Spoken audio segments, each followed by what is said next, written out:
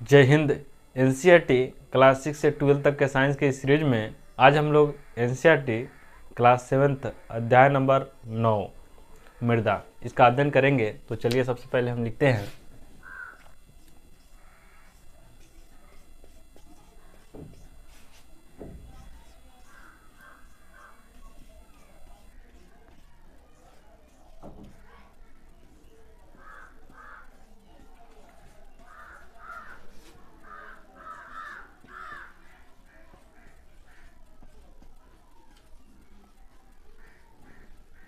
NCERT science class 6 to 12। इसमें हम लोग एनसीईआरटी साइंस क्लास 7 के अध्याय नंबर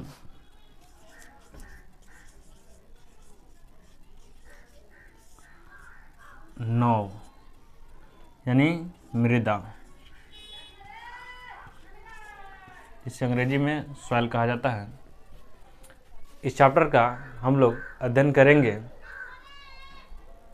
तो चलिए अब हम लोग जानते हैं कि इसमें हम लोग किन किन टॉपिकों पर बात करेंगे। तो इसको मिटा देते हैं।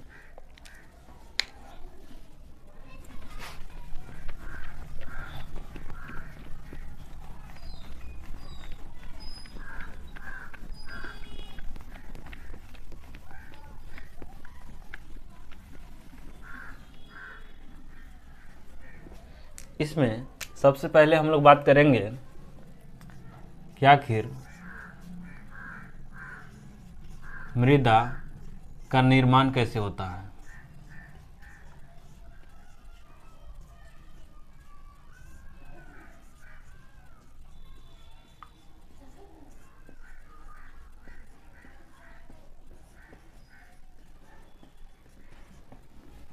दूसरे में हम लोग जानेंगे आकार,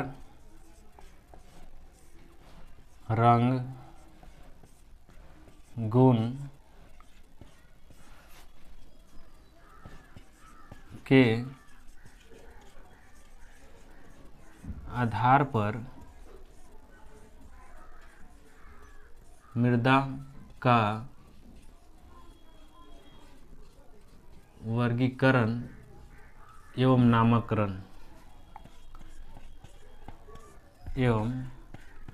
नामकरण। तीसरे में हम लोग जानेंगे मृदा परिच्छेदिका।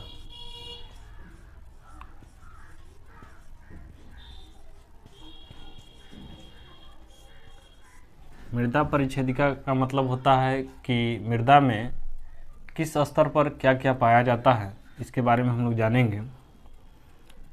चौथे में हम लोग जानेंगे मृदा में सूक्ष्मजीव।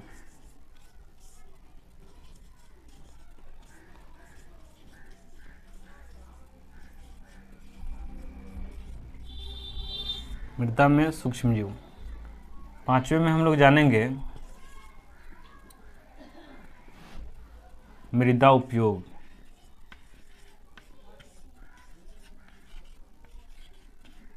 कि आखिर मृदा का उपयोग कहाँ कहाँ होता है। छठे में हम लोग जानेंगे मूर्तिकार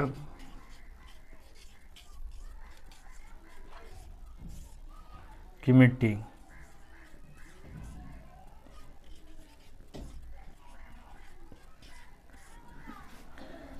सातवें में हम लोग जानेंगे मृदा और फसलें।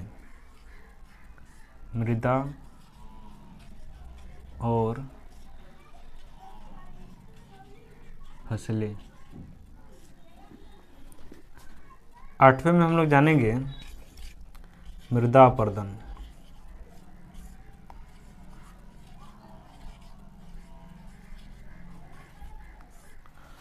और साथ ही इस अध्याय में हम लोग एक विशेष टॉपिक पर बात करेंगे, यानी वह विशेष टॉपिक है कि आखिर जो हमारा देश है यानी भारत, जो लक्ष्य रखा हुआ है 2047 तक विकसित भारत होने का, उसी पर एक विशेष टॉपिक है 2047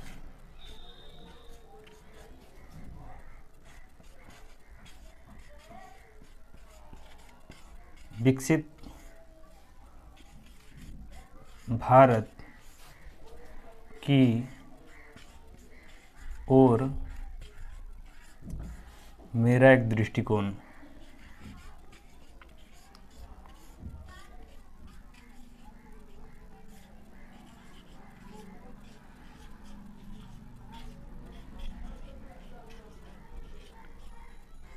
इसमें हम लोग जानेंगे कि आखिर जो मेरा देश है विकसित होने के लिए क्या क्या कर सकता है, जिससे आगे बहुत जल्दी अपना देश विकसित कहलाने लगेगा। इन्हीं तमाम टॉपिकों के बारे में इसमें हम लोग चर्चा करेंगे। सबसे पहले आप लोग देखिए कि आखिर मृदा का निर्माण कैसे होता है।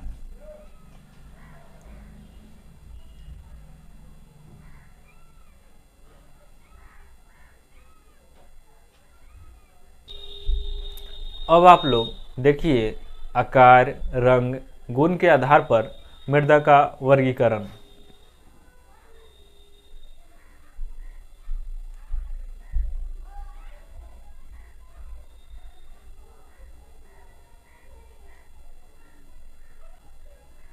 अब आप लोग देखिए कि मृदा के किस स्तर पर क्या क्या पाया जाता है, यानी मृदा परिच्छेदिका।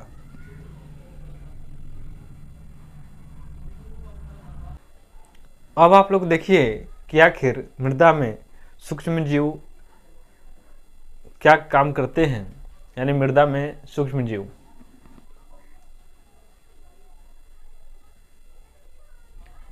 और साथ ही आप लोग यह देखिए कि जो मृदा है उसमें छोटे छोटे जो जीव होते हैं उनका निवास स्थान।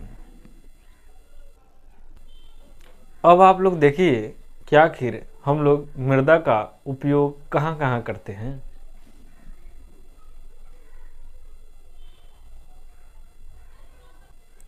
अब आप लोग देखिए कि एक मूर्तिकार किस तरह के यानी क्ले यानी मिट्टी को लेकर के मूर्ति बनाते हैं।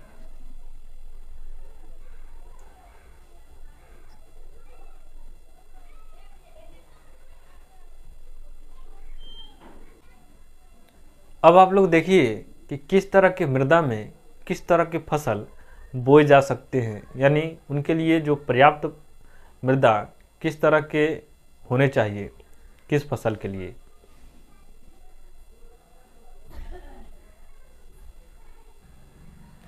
अब आप लोग देखिए कि आखिर मृदा जो है उसका क्षय किस तरह से होता है, यानी मृदा अपरदन क्या है, इसको आप लोग देखिए।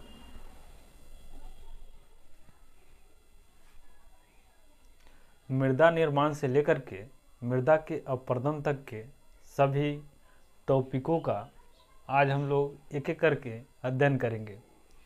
तो चलिए सबसे पहले हम लोग समझते हैं कि मृदा निर्माण कैसे होता है। हमारे जो पृथ्वी है उसके जो आंतरिक कोर है वह मैग्मा है, और जब एक उल्का जिसमें जल भरा हुआ था वह उल्का उस मैग्मा से टकराती है। जैसे मानिए कि पृथ्वी का यह आंतरिक कोर है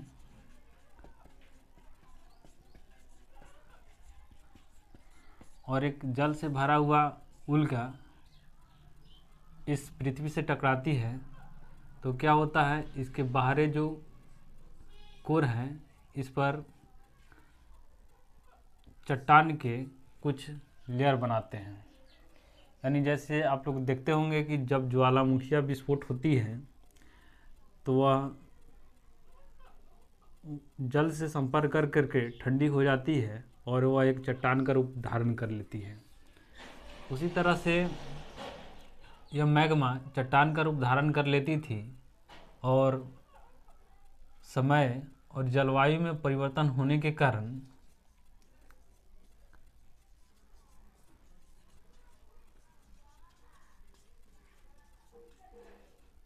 परिवर्तन होने के कारण ये जो बड़े बड़े जो चट्टानें हैं वह छोटे छोटे चट्टानों में अपक्षयित होने लगे, यानी छोटे छोटे चट्टानों में टूटने लगे, यानी इसका अपक्षय होने लगा। और यह लंबे समय के बाद यह एक मिट्टी का रूप धारण करती है, यानी मृदा का निर्माण करती है।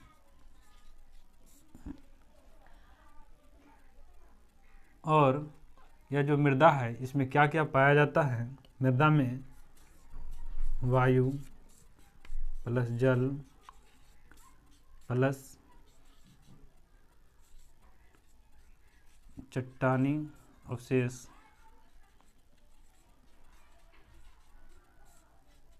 प्लस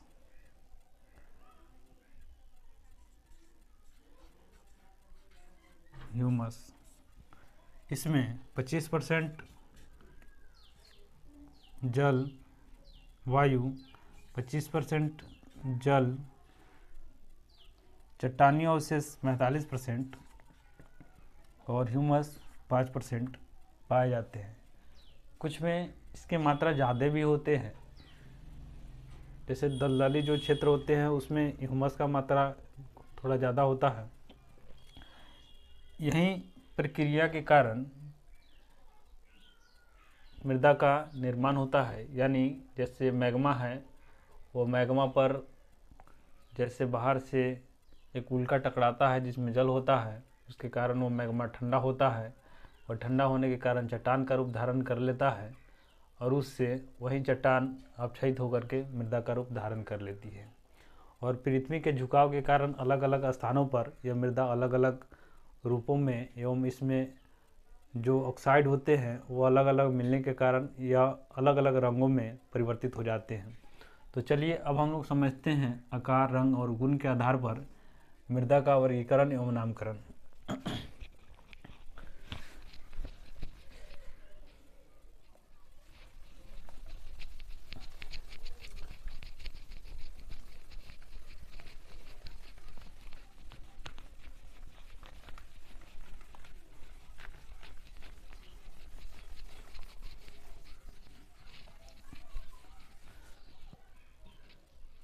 देखिए, जो चट्टानें टूटे हुए थे वह चट्टानें अगर बड़े बड़े होते हैं आकार में तो उसे हम लोग बलुई मृदा कहते हैं।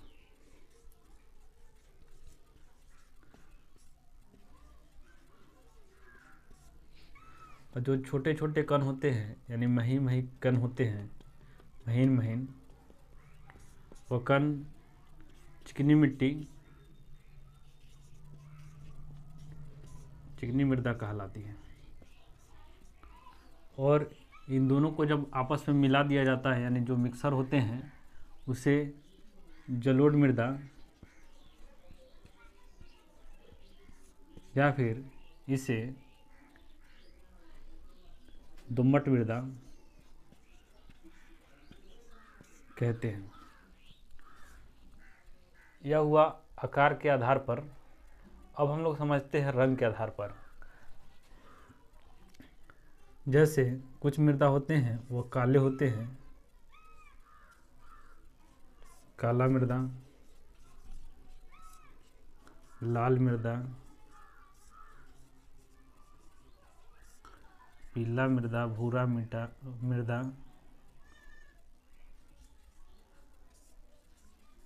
पीला मृदा, भूरा मृदा आदि अनेक प्रकार के मृदा होते हैं। जैसे काला जो मृदा हो गया, इसमें जो कार्बनिक पदार्थ होते हैं वो अधिक होते हैं और इसमें जल धारण की क्षमता होता है वो ज़्यादा होता है। लाल मृदा, इसमें आयरन ऑक्साइड की मात्रा ज़्यादा होता है जिसके कारण यह लाल होता है। पीला मृदा, इसमें नमी ज़्यादा होता है और आयरन की मात्रा कम होता है। अब हम लोग समझते हैं मृदा के कुछ गुण। मृदा के गुण यह है कि इसमें जल धारण की क्षमता होता है, इसमें वायु होता है। इसके प्रयोग के लिए आप लोग जैसे एक फ्लास्क ले सकते हैं और इस पे एक कोई बर्तन रख दीजिए और उसमें मिट्टी रख दीजिए और उसको जैसे गर्म कीजिएगा तो उस मिट्टी से जो नमी है वो बाहर निकलते हुए आपको दिखाई देगा। उसके ऊपर ढक्कन रख दीजिएगा तो उसके ऊपर जलवाष्प जम जाएंगे। या फिर आप किसी बीकर में पानी ले लीजिएगा और उसमें मिट्टी के ढेपा को डालिएगा तो उसमें से कुछ बुलबुले बाहर आते हैं, जो यह दर्शाते हैं कि मृदा में वायु मौजूद होता है। इसमें कुछ उदाहरण दिए गए हैं न्यूमेरिकल। जैसे अगर किसी व्यक्ति के पास 400 ml पानी है और वह जब मृदा में डालता है तो 20 मिनट समय लगता है, तो बताइए इसका दर कितना है। तो दर निकालने के लिए सिंपली है, इसको भागा दे देंगे तो 0 से 0 ख़त्म, यानी 20 ml पर मिनट इसको समय लगेगा। यानी 1 मिनट में यह 20 ml पानी सूखती है। दूसरा इसमें है कि अगर इसका आर्द्रता निकालना हो तो इसमें हम लोग कैसे निकालेंगे इसका आर्द्रता को। तो मान लीजिए कि एक बीकर है और उसमें मिट्टी है और ऊपर से हम लोग जल डालते हैं। वह जल कुछ जो मिट्टी है वो सोख लेती है और कुछ पानी को नीचे निकाल देती है। मानिए कि यह 200 ml जल है और नीचे 50 ml जल बचता है, तो इसके आर्द्रता कितना हुआ। तो इसके आर्द्रता हो गया, इतना में से इतना घटा लेंगे तो 150 ml इसका आर्द्रता है, मतलब सोखने की क्षमता है। और इसी का प्रतिशत अगर निकालना होगा तो 50 को ऊपर रखेंगे और 200 को नीचे रखेंगे और इसको सिंपली 100 से हम लोग गुना कर देंगे। 2 0 से 2 0 कटा देंगे, ये हो गया 25%। इसकी आर्द्रता हो गया।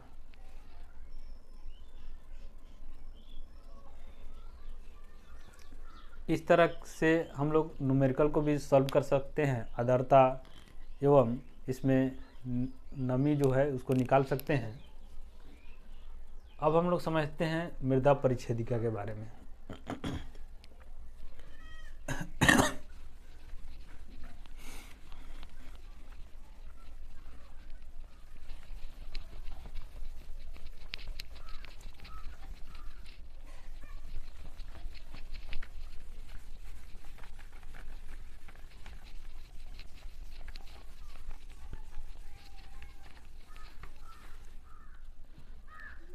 मृदा परिच्छेदिका, जैसे यह भूमि के ऊपरी भाग हो गए, अगर इसको हम लोग काटते हैं, अंदर तक खनन करते हैं तो इसके 4 लेयर बनाते हैं। एक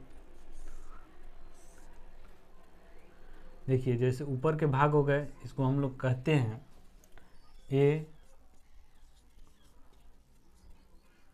संस्तर स्थिति। इसके जो बीच वाले भाग हो गए इसको हम लोग कहते हैं बी संस्तर स्थिति। इसको कहते हैं सी संस्तर स्थिति। और यह जो नीचे के भाग है उसको हम लोग कहते हैं आधार सेल।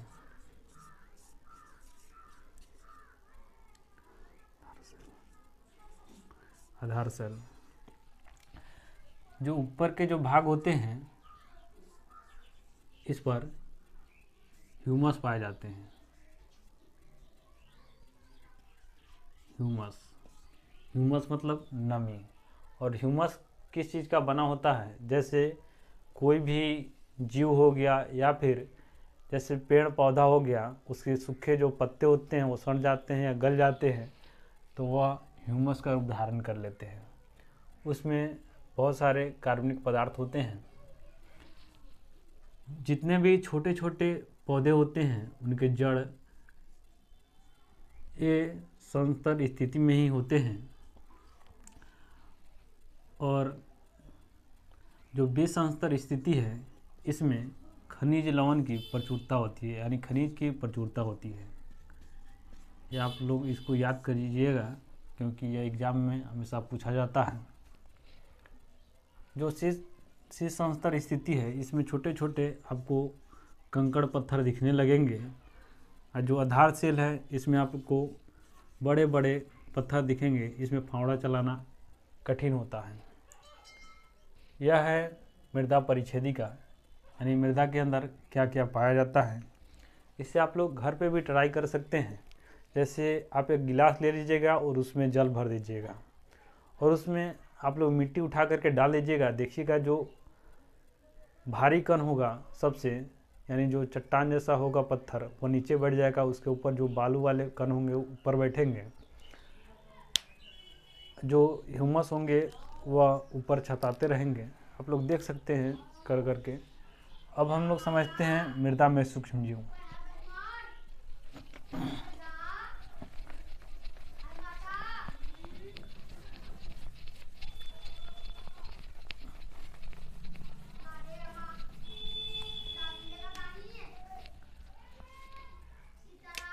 मृदा में सूक्ष्म जीव जैसे यह हो गया मिट्टी, और इसमें हम लोग कोई मानिए कि दलहनी फसल लगाते हैं। दलहनी फसल जैसे लगा दिए और यह जो फसल है वो डायरेक्ट वातावरण से नाइट्रोजन को नहीं ले सकता है। तो इसके जो जड़ होते हैं उस जड़ में राइजोबियम बैक्टीरिया पाया जाता है। जैसे गुट्ठे गुट्ठे जैसे होते हैं, वह राइजोबियम बैक्टीरिया क्या करता है, नाइट्रोजन को वातावरण से लेकर के नाइट्राइट में कन्वर्ट करके इस पौधे को दे देता है, और ये जो पौधा है इसका उपयोग कर लेता है। और फोटोसिंथेसिस जब करता है तो जो भोजन बचता है वो इस राइजोबियम बैक्टीरिया को दे देते हैं। जैसे जब हम लोग आइडियल पब्लिक स्कूल में जब पढ़ते थे, जब छोटे थे तो जाते थे तो क्लास में इससे पीछे बैठते थे, और यही जो राइजोबियम बैक्टीरिया जो गुट्ठे गुट्ठे बन जाते हैं दलहनी फसल के, उसको हम लोग ले लेते थे और देखते थे कोई बच्चा बहुत सीरियस होकर पढ़ रहा है तो ऐसे पीछे बैठते थे, निकालते थे, मारते थे, मुझे ठाए ठाए 2 बार मार करके और उसको इसी तरह से जामा पहन देते और घुसा देते थे अंदर। कहते क्या हुआ भाई? अरे पता ना क्या हुआ। कभी कभी देख लेता था तो कहता था कि बाहर देखेंगे तुमको। कहते थे आओ तू बाहर ससुरा, तुम बताते तो रखे। इसी तरह से एक बार किसी को हम पीट रहे थे, बोल दिया कि सर देखिए ना ये हमको मार रहा है। सर बोले आगे आके बैठो। आगे बैठ गए। उसके बाद कुछ समय के बाद सर कहे कि अच्छा सबसे पहाड़ा सुनते हैं। जब 16 का टेबल सुन रहे थे तो याद नहीं था तो पिटा गए। उसके बाद कहे कि अच्छा तुम निकलो बाहर, बताते तुमको। तो उन्हें कारण आगे बैठे हैं आज। ऐसे जाते थे हम लोग तो पीछे ही बैठते थे। यही जो राइजोबियम का जो डंठल होता था उसी से हम लोग पहले ठिठाते थे।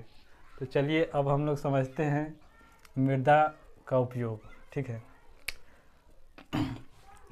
मृदा का उपयोग कृषि के कार्यों में आदि हम लोग उठते बैठते तो हर जगह तो मृदा ही देखते हैं। कुल्हड़ का चाय पीजिए वो भी मृदा में है, मृदा का बना होता है। जो आप लोग ईंट देखते हैं वो भी मृदा का बना होता है। मृदा का उपयोग हर जगह होता है। तो चलिए अब हम लोग समझते हैं मूर्तिकार की मिट्टी। मूर्तिकार की मिट्टी, जब हम नानी के घर गए थे और वहीं पे पढ़ाई, मेरा जो बचपन का मतलब छोटे थे कुछ 6 या 7 साल के, तब का घटना है कि हमारा एक दोस्त है राम किशन, उसके जो जीजाजी थे वो मूर्ति बनाते थे। तो राम किशन भी कहता था चलो दोस्त हम लोग भी कमाते हैं। हम कहे ठीक है, पहले मूर्ति बनाने का लूर सीखेंगे तब ना कमाएंगे। तो कहा ठीक है बांधिए मूर्ति। तो हम लोग सबसे पहले पूरा लाए और उसको बांध दिए। उसके बाद वह लाया एक मिट्टी और उसके ऊपर चढ़ा दिया। और उसको हम लोग पहले बना रहे थे सरस्वती जी। सरस्वती जी बना रहे थे। उसके बाद वो जब सूख गया, उसके बाद उसके जो ओट थे वो कट गया हल्का सा। तो हम लोग कहे हटा, बीना उना हटा दो, और वो रंजीत सर बन गए। तो सबसे पहले हम लोग मूर्ति में रंजीत सर बनाए थे। उसके बाद धीरे धीरे अभ्यास करते करते हम लोग मूर्ति कला का लूर भी सीख लिए थे बचपन में ही। तो अब हम आपको बतलाते हैं कि आखिर वो मिट्टी कैसा डालेंगे कि वो मिट्टी फाटेगा नहीं। तो देखिए अब हम समझाते हैं। सबसे पहले आप एक बीकर ले लीजिएगा और उसमें है चिकनी मिट्टी। सबसे पहले लेकर के उसका चूर्ण बना लीजिएगा, ठीक है। और उसके ऊपर एक जाली लगा दीजिएगा और ऊपर से जो चिकनी मिट्टी का बुकनी बनाए हैं उसको इसमें डाल दीजिएगा। जो छोटे छोटे मही कण होते हैं वो नीचे आ जाएंगे, जो बड़े बड़े कंकड़ होते हैं उसको आप फेंक दीजिएगा। उसके बाद इसमें आप लोग पानी डाल दीजिएगा और इसको फूलने के लिए छोड़ दीजिएगा। उसके बाद ये जब फूल जाएगा तो इसको एक जो सूती कपड़ा है, बड़ा सा कपड़ा ले लीजिएगा और उससे छान दीजिएगा। छान करके जो पानी है वो नीचे आ जाएगा और जो मिट्टी है वो इस कपड़ा में रह जाएगा। उसके बाद आप उस कपड़ा को लेकर के टांग दीजिएगा। टांग दीजिएगा, जो मिट्टी है वो और ही कठोर हो जाएगा। 2 दिन तक छोड़ दीजिएगा और वह कठोर होकर के सॉफ्ट एकदम से नरम हो जाएगा, यानी मूर्ति बनाने युक्त तो वो मिट्टी हो जाएगा। उस मिट्टी को लेकर के उसमें रुई मिला दीजिएगा और उस मिट्टी को सान दीजिएगा। तो ये एकदम से परफेक्ट मूर्तिकार का मिट्टी हो जाएगा।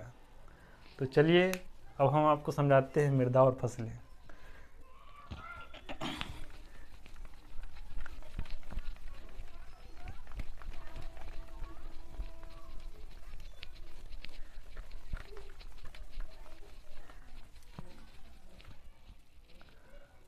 मृदा और फसलें मतलब किस प्रकार के मिट्टी में कौन कौन से फसल पाए जाते हैं, यानी उगाने के लिए उपयुक्त कौन कौन से होते हैं। हमारे यहाँ सबसे पहले मिलता कौन सा मिट्टी है, जलोढ़ मिट्टी।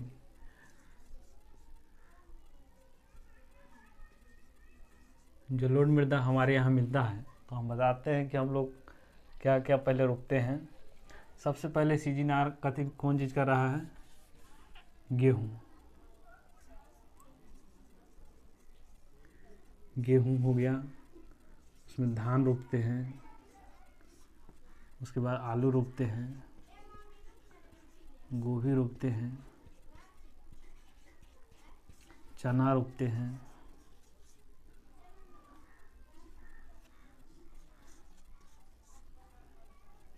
चना हो गया, दाल हो गया, दलहनी मतलब इस तरह से।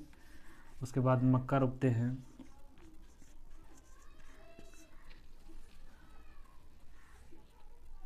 इस तरह के तमाम खेती यहाँ पे होता है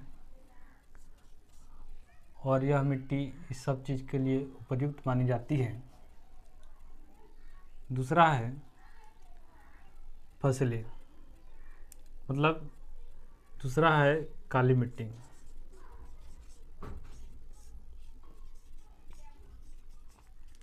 काली मिट्टी है, इसमें है कपास, गन्ना, बजड़ा, ये सब तमाम खेती काली मिट्टी में किया जाता है। क्योंकि काली मिट्टी होता है उसमें जल धारण क्षमता बहुत ही अधिक होता है। मृदा अपरदन। मृदा अपरदन पढ़ने से पहले हम लोग एक चीज़ समझ लेते हैं। मृदा में सूक्ष्म जीव पढ़े हैं, ठीक है, लेकिन मृदा में कुछ जीव रहते हैं जो मृदा को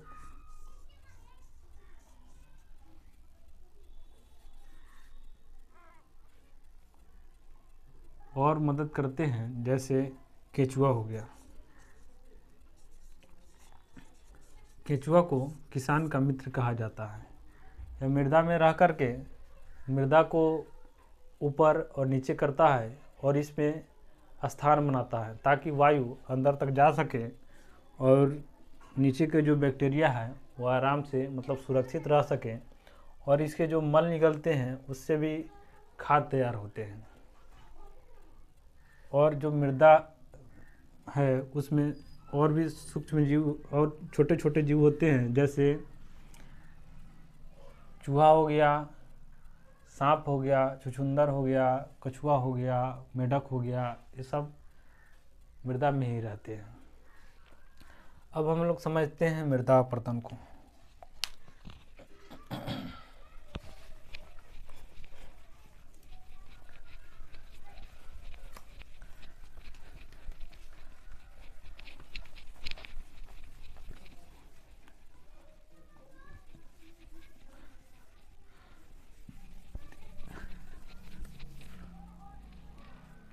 मृदा अपरदन, देखिए मृदा अपरदन क्या होता है। मान लीजिए कि ये भूभाग है, ठीक है, भूभाग है और यहाँ पे जल है। पृथ्वी पर 70% तो जल है। मान लीजिए जल है, जल बहाव अगर तेज होता है तो यह भूभाग के कुछ भाग है वो कट करके हट जाते हैं। इसी को हम लोग मृदा अपरदन कहते हैं। यानी इस भूभाग पर अगर हम पौधा लगा देते हैं तो पौधा के जो जड़ होते हैं वो मिट्टी को बांध करके रखते हैं, इससे मृदा अपरदन कम होता है। लेकिन आज हम लोग बढ़ते हुए औद्योगिक क्रांति जो हो रहा है उसके कारण बहुत सारे वृक्षों को काट रहे हैं, जिसके कारण मृदा अपरदन की समस्या बहुत ज़्यादा आते रहता है। यही है इस चैप्टर के अंदर। अब आप लोग इस चैप्टर से रिलेटेड कुछ महत्वपूर्ण बिंदु को आप लोग देख लीजिए।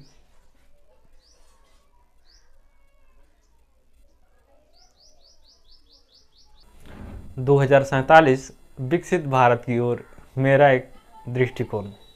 ऐसे मेरे पास समय तो अधिक नहीं है, लेकिन कुछ ही समय में हम आपको इसके बारे में समझाना चाहते हैं।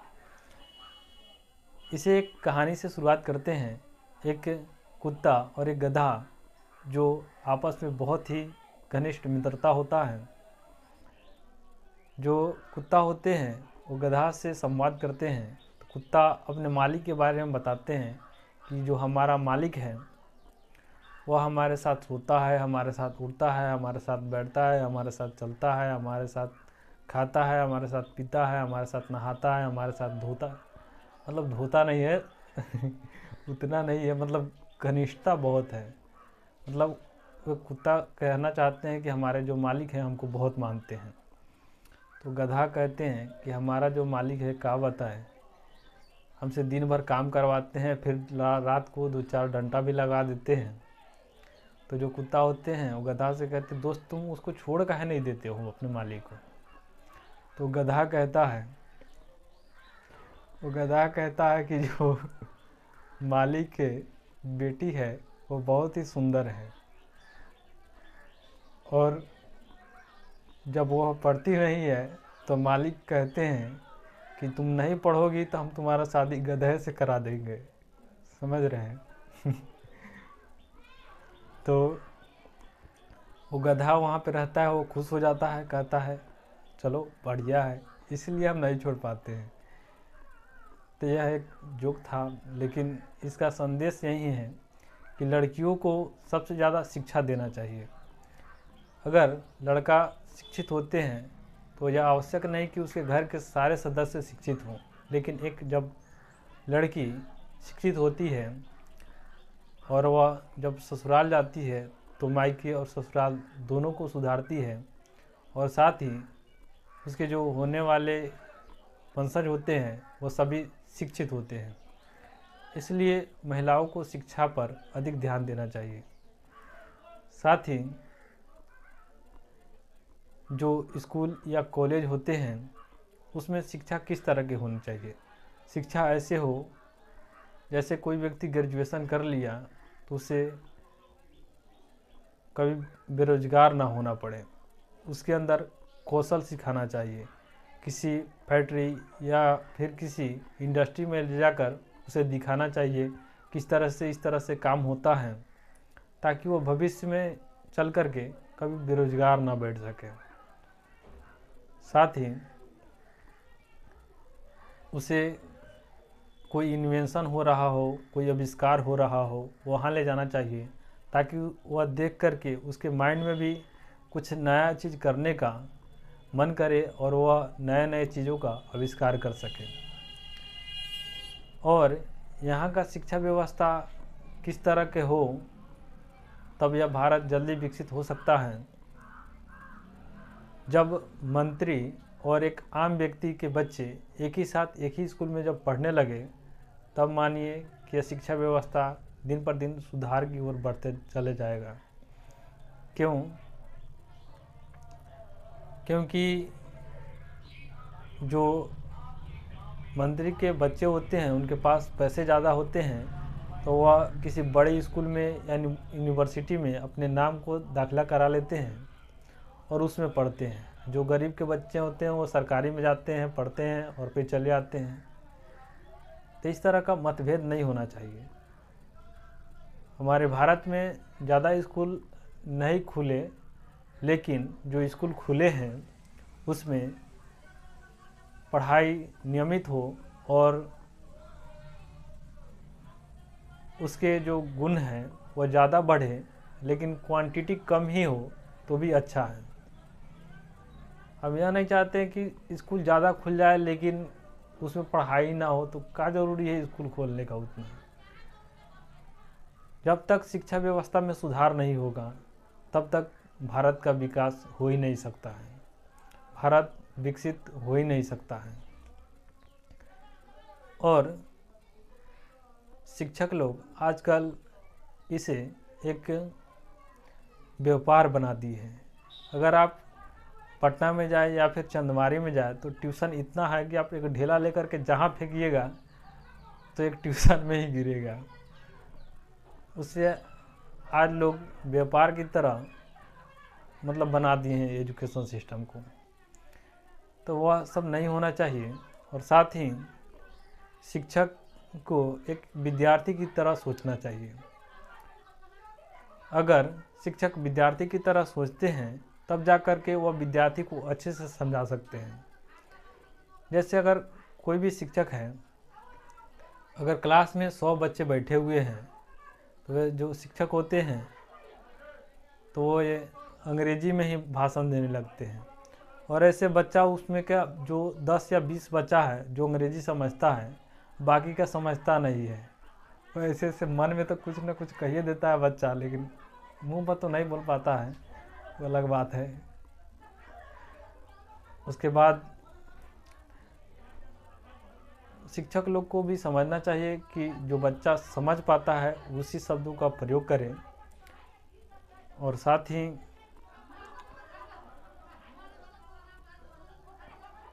एक विद्यार्थी की तरह सोचना चाहिए, क्योंकि जब शिक्षक पढ़ा के चले जाते हैं उसी बात को उसका दोस्त समझा देता है तो बहुत ही अच्छा से समझ आ जाता है, क्योंकि उस दोस्त को यह पता होता है कि हमारे दोस्त में क्या क्या कमी है और कैसे उसको समझाएंगे कि उसको समझ आ जाएगा।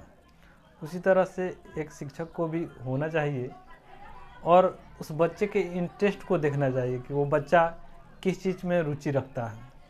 जैसे एक कहानी हम आपको सुनाते हैं कि एक बच्चा होता है और उसके घर जब एक अतिथि आते हैं, यानी उनके फूफा जी जब आते हैं, तो वह बच्चा खिड़की खोल के देखता है और कहता है कि आप कौन हैं। तो वो कहते हैं कि हम आपके फूफा जी हैं। तो वह बच्चा चिन्ह नहीं पाता है। कुछ दिन इसी तरह से बीतता है, उनके पिताजी भी आते हैं तो वो खिड़की खोल करके पूछता है कि आप कौन हैं। तो वो कहते हैं कि हम तुम्हारे पिताजी हैं। तो उनके पिताजी उस बच्चे को ले जाते हैं एक डॉक्टर के पास और डॉक्टर से कहते हैं कि इसका अरदास चल गया है। तो डॉक्टर कहते हैं कि तुम फिल्म में रुचि रखते हो। तो बच्चा कहता है हाँ हाँ। उसके चेहरे पर मुस्कान आ जाता है। उसके बाद कहता है कि आप इंडियन फिल्म देखे हो। तो हाँ देखिए उसके हीरो कौन है, तो सनी देओल है। तो वो बच्चा एक केस शूट करके डायलॉग मारता है और कहता है कि देखिए हम सनी देओल के एक डायलॉग मारते हैं, और वह सनी देओल के एक डायलॉग मार करके दिखा देता है। तो उनके पिताजी कहते हैं और डॉक्टर उनके पिताजी को समझाते हैं कि देखिए इस बच्चा का रुचि फिल्म के दुनिया में है और आप इसको किताब में लगा रहे हैं, जिसके कारण इसका अरदास चल गया है। इसलिए उसके रुचि देखना चाहिए, किस चीज़ में रुचि रखता है और उसी चीज़ में उसको प्रोग्रेस करना चाहिए। जैसे वो खेल कूद में रुचि रखता है तो खेल कूद में जाओ यार, खेलो, तुम खेलना भी कोई गलत नहीं है। और योगा में रुचि रखता है तो उसको योगा सीखने देना चाहिए, जाओ योगा सीखो, क्योंकि आजकल योगा का बहुत ट्रेंड है। और साथ ही यह कहना चाहते हैं कि विकसित भारत के लिए जब